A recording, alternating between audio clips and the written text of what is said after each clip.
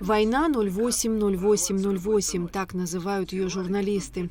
В ночь 7 на 8 августа 2008 года Цхинвал и близлежащие села подверглись артиллерийскому обстрелу. Накануне президент Грузии Михаил Саакашвили в своем телевизионном выступлении гарантировал прекращение любых актов агрессии. Однако уже через несколько часов грузины открыли огонь по спящему Цхинвалу и позициям российских миротворцев. Так началась пятидневная война. В отсутствии перспективы мирного урегулирования конфликта президент России Дмитрий Медведев объявил о начале операции по принуждению грузинской стороны к миру. В Южную Осетию были направлены дополнительные силы. 10 августа российские войска, силовые структуры и ополченцы вытеснили агрессора за пределы республики. Ежегодно 8 августа в посольстве Южной Осетии в Абхазии вспоминают о тех трагических событиях. Короткая война унесла жизни более 1000 человек. Среди них ополченцы, воины, миротворцы, мирные жители, в их числе женщины и дети. 2008 год мы можем считать годом великих потерь, с одной стороны, и годом великих приобретений. Почему? Потому что после августовской войны 2008 года было 26 августа, это день, в который были признаны независимость Южной Осетии и Абхазии. После августа 2008 года изменилась Россия, изменился Кавказ, изменился в целом мир. Мы благодарны и никогда не забудем подвиг российских солдат и офицеров, мирных граждан и защитников Цхинвала, которые сложили голову при защите Южной Осетии.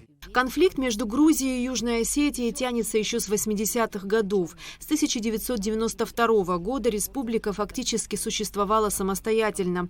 Все это время Цхинвал добивался признания независимости Южной Осетии, в то время как в Тбилиси продолжали считать территорию частью Грузии. Безусловно, это кровавое событие, которое было организовано грузинскими властями, войдет в историю народа Южной Осетии. Народ Южной Осетии героически отстоял свое право жить на своей земле, развиваться.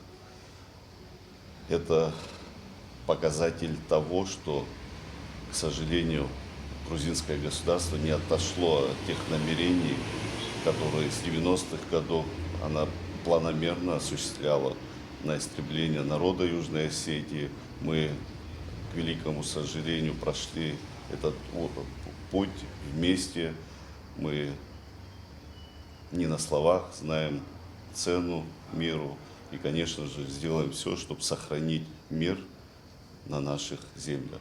Решение, принятое в тот период руководством Российской Федерации, фактически спасло наши народы от истребления. Ведь следующим объектом нападения стала бы Абхазия.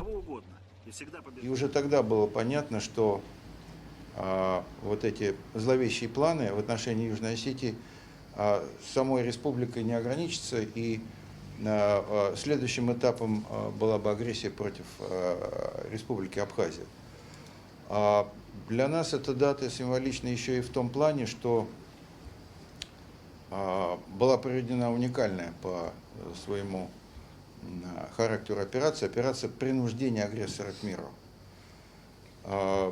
Тем самым как бы Российская Федерация дала понять, что братские дружественные народы мы никогда не оставим в беде. 12 августа вооруженные силы Абхазии начали операцию по вытеснению грузинских войск из Кадорского ущелья. Результатом стало полное освобождение нашей территории от грузинских военных формирований. Таким образом, пятидневная война имела значительные геополитические последствия, и, пожалуй, самым главным стало признание России независимости Абхазии и Южной Осетии. У нас общий враг, который не менял свой почерк, и в 2008 году опять же повторился. И поэтому, как один, вся Абхазия, и военные, и резервисты стали на защиту своих обязательств перед Республикой Южная Осетия, перед Братской Республикой, на защиту мирного населения. И, естественно же, тут же, можно было сказать, и за счет своей же независимости. Присутствовавшие почтили минутой молчания всех, кто отдал жизни за свободу и независимость Южной Осетии и Абхазии. Эсма Гуланзе, Михаил Братухин, Абхазское телевидение.